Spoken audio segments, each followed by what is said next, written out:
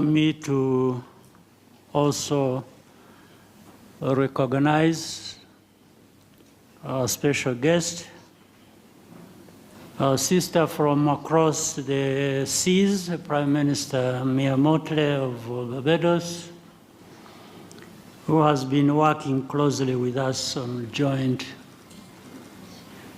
Caribbean-Africa Health Cooperation.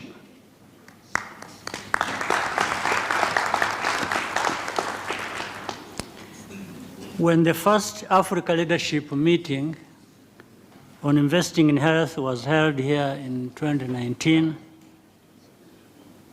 donor support for health budgets was already under strain. And as African governments, it was time to start getting more serious about financing our health systems out of domestic revenues. The work done over the past few years, led by Auda NEPAD and its partners, has provided us with tools to know how effective our health spending is. That is because it is much easier to make the argument to our parliaments and taxpayers that we should spend more on health if we are also spending those funds better for bigger health outcomes. Overall, this has resulted in significant improvements to expanded healthcare access through a well-trained medical workforce and the use of technology. But Africa now finds itself at a crossroads. The health financing landscape has shifted dramatically.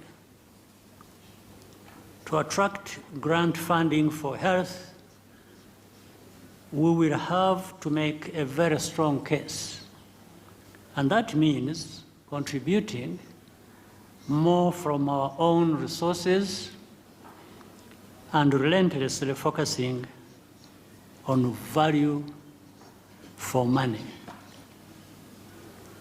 We should not be daunted by this.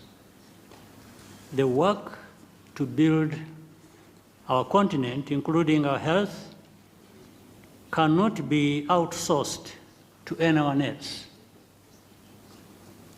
Current events are therefore an invitation for us to take full ownership of our challenges and find alternative ways of addressing them. I would like to suggest 3 new approaches for the next chapter of our shared domestic health financing mission.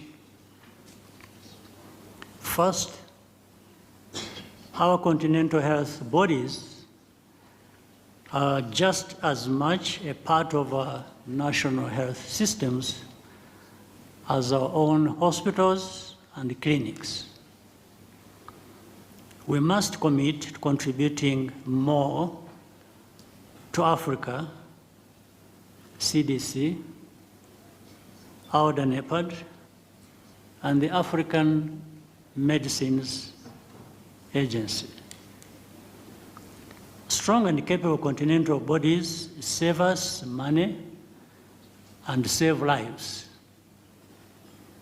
And we saw this clearly during the COVID pandemic and more recently in the continental response to Mpox and Marburg. Second, we need to join forces with the growing community of African philanthropists and ensure that health will be a major target of their charitable giving.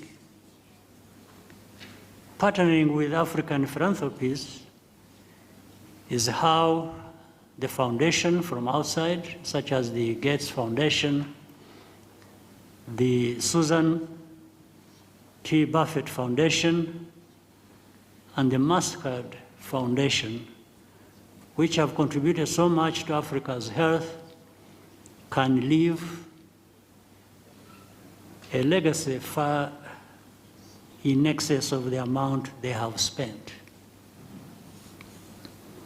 Third, a study of successful health systems around the world continues and confirms that without exception, the private sector plays an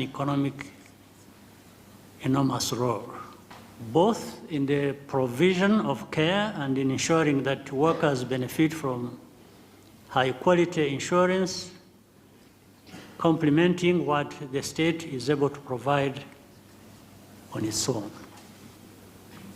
I propose that over the next year, we work together to define new mechanisms for concrete collaboration on healthcare among governments, business, and philanthropies, and draw more and more actors in these efforts.